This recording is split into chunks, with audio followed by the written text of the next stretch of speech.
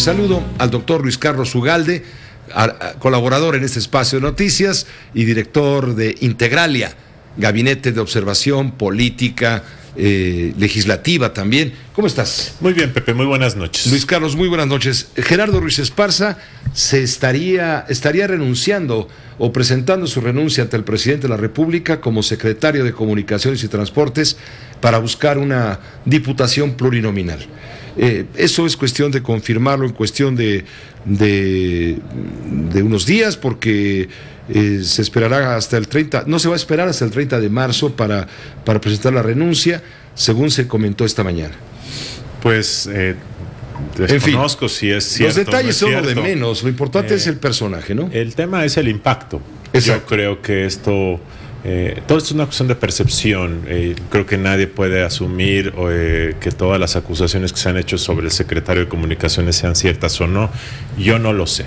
Pero el hecho es que hay una percepción en ciertos segmentos de la opinión pública, y me parece que si esta candidatura se materializara, dañaría severamente la posibilidad del candidato José Antonio Meade de poder cuestionar a sus adversarios.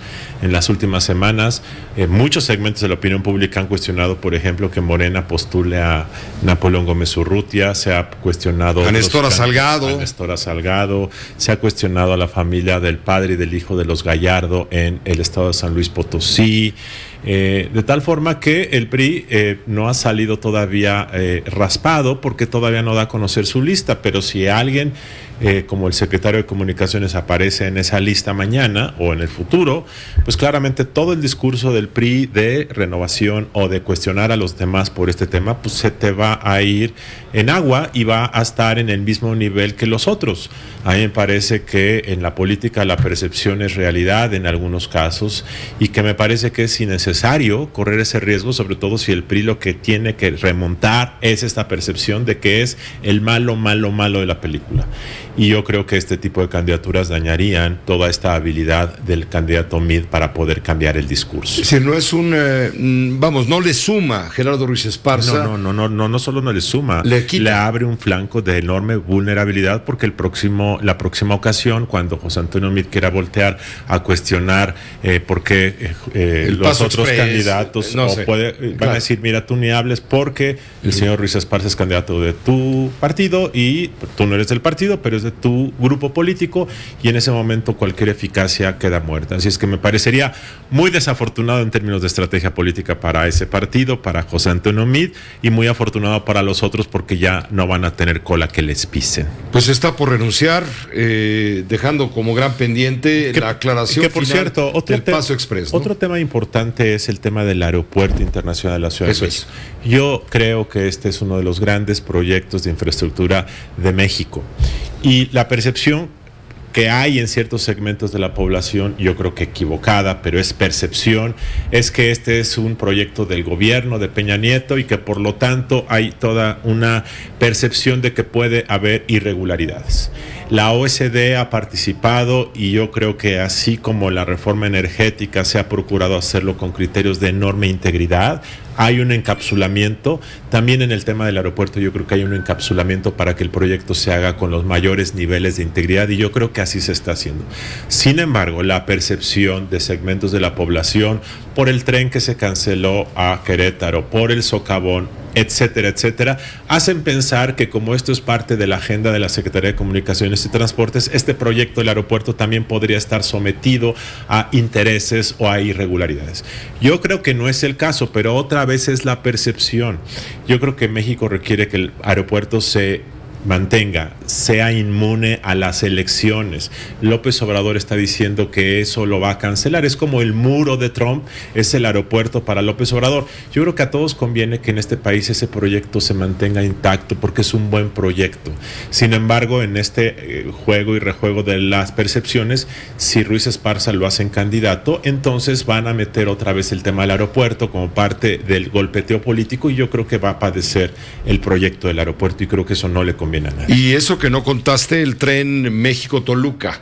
El tren México-Toluca. Que ya ayer denunciaba el Instituto Mexicano de la Competitividad, tiene un costo elevadísimo. Originalmente estaba planeado para una inversión de 38,000 millones de pesos, y ya vamos en 59,000. 21,000 millones de pesos más, y difícilmente va a estar terminado para fin de sexenio. Así es. Y quiero resaltar esto. Otra vez. Y eso depende del gobierno federal, de la SST, ¿no? Todos los gobiernos que empiezan requieren un símbolo para cortar con el pasado. A mí me preocupa mucho que si gana López Obrador la presidencia, ese símbolo sea el aeropuerto, porque perderíamos mucho como país, se retrasaría una hora necesaria, seguramente la tendría que reiniciar año y medio o 2 años después, pero el costo sería enorme para el turismo, para el comercio, para la movilidad de los mexicanos, porque la base de Santa Lucía no es una opción, no hay forma de que eso funcione, pero en campañas todo se vale, Pepe. Hoy, finalmente, después de 2 meses, la Cámara de Diputados nombra al nuevo auditor superior de la Federación. El nombramiento recae en David Colmenares, con apoyo de Morena, con apoyo del PRI. El PAN no votó esta elección o esta designación. David Colmenares se va a hacer cargo del organismo que tiene que ser, finalmente, se lo comentábamos a él hace un rato, el gran instrumento para combatir la corrupción. Es una buena noticia. En diciembre hubo una mala noticia, porque ya que se iba a votar en el Pleno, el Partido Acción Nacional se echó para atrás y dijo que desconocía la terna que ellos habían aprobado. Afortunadamente se retomó esa terna, afortunadamente se sometió a una votación y ya hay un auditor superior. Creo que David Colmenares, como los otros 2 candidatos en esa terna, que es Ángel Trinidad y el contador Orsí, eran magníficas propuestas, solventes. Había otros que quedaron fuera que también eran buenos, pero en esta idea de que hay gato encerrado y de que si alguien trabajó 20 años en el gobierno, entonces responde al PRI o responde a MID porque estuvo en Hacienda, se crearon una serie de dudas. Yo creo que David Colmenares tiene la solvencia, la experiencia para ser un buen funcionario, como la tenían otros también. Qué bueno que se tomó esta decisión. La Auditoría Superior es una de esas instituciones que han hecho un buen trabajo. Qué bueno que no se suspendió esto, porque si se iba hasta el próximo año vamos a entrar en un gran problema. Es una buena noticia que hay que aplaudir. También hay que señalar que los otros nombramientos fundamentales en materia de combate a la corrupción están pendientes. El fiscal anticorrupción, la Fiscalía General de la República. Yo lo comenté contigo aquí hace varios meses, Pepe. A mí me parece que una de las grandes tragedias que vamos a vivir a partir del 1 de diciembre es darnos cuenta que la Fiscalía General de la República, que era, yo creo, que uno de los grandes proyectos transformadores de los últimos años, se va a ir al caño. Y se va a ir al caño porque no se ponen de acuerdo, no se nombra. Un candidato a la presidencia dice que primero hay que reformar el artículo 102. López Obrador dijo que mejor hay que esperar que haya nuevo gobierno. Hay un proceso legislativo para quitar la cláusula del llamado pase automático que todavía no concluye. Todo esto va a llevar a que lleguemos al 1 de diciembre sin fiscal, y el nuevo presidente de la República, ¿sabes qué va a decir? ¿O sabes qué va a pensar, Pepe? ¿Y yo para qué quiero que me impongan a un fiscal autónomo? Yo quiero combatir la corrupción con mi propia gente. Y eso se va a ir al caño. Perdón que use esa palabra, pero me da mucho coraje que una gran reforma, que yo creo que además se podía ir aplicando de manera gradual. Yo no comparto la idea de que todavía hay que tenerlo el modelo ideal para nombrar. Yo creo que esto es gradualista. Yo creo que va a fracasar desafortunadamente. Si urge el fiscal anticorrupción, urge también reestructurar el tema de la Fiscalía General de la Nación. Pero claro, esto está sujeto a los vaivenes políticos, electorales, etcétera. Y estamos viendo lo que ocurre con la PGR, salvo tu mejor opinión. Ayer denunciaba Javier Corral, el gobernador del estado de Chihuahua, que la PGR está convertida en el brazo armado de Enrique Peña Nieto para combatir a sus adversarios políticos, concretamente a Ricardo Anaya, que hay que pararle. Hoy incluso el propio Ricardo Anaya lo subraya con énfasis. Dice que se tiene que parar esta actuación de la PGR con fines terribles, ¿no? Yo creo que la PGR cometió un par de acciones torpes y desasiadas, como fue filtrar un video en donde Diego Fernández dice, ¿qué dice, Pepe? Bueno, eso. Yo creo que es una gran torpeza de la PGR, y esto da lugar obviamente a sospechas. políticas. Yo creo que la PGR debiese salir y explicar exactamente el estado de la investigación, decirnos la fase, en qué se encuentra, qué va, qué sigue. Yo creo que eso es muy importante. Y por otro lado, igualmente importante es que se aclare el expediente sobre el candidato del Frente. Son dos cosas que deben ir separadas, pero no podemos tener una PGR que genera duda, y no podemos tener también la duda de un candidato y de los tres candidatos, porque también sobre José Antonio Meade se han hecho aseveraciones y también sobre López Obrador se han hecho aseveraciones.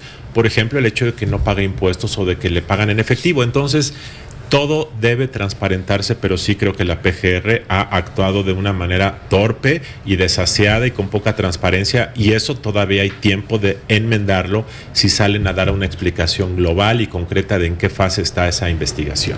Permíteme a través tuyo invitar a quien esté interesado, desde luego, a un seminario patrocinado por Integralia y el Instituto Nacional de Administración Pública. Es un seminario que se titula Riesgos y Oportunidades. ¿Qué está realmente en juego? Es la pregunta, abordando sistema electoral, organización electoral, elecciones, etcétera. Sí, este es un ¿Cuándo va a ser esto? Esto es el próximo miércoles y jueves 21 y 22, es en las instalaciones del INAP, que está en la carretera México-Toluca, y vamos a traer expertos que en 2 días, 10 horas en total, van a debatir los riesgos de la elección, dónde estamos, dónde hay problemas, dónde hay virtudes, dónde hay oportunidades. Vamos a hablar de campañas, del contexto político, de los fake news, de lo que viene para el nuevo gobierno. La verdad es que en 10 horas quienes vengan, asistan, van a llevarse una muy buena película. La información la pueden obtener en el portal de Integralia Consultores, ahí está, y ojalá la gente se anime y participe en este seminario. Muchas gracias. Gracias Luis Carlos Ugalde, como siempre. Gracias, Luis Carlos Ugalde, analista político, director de Integralia.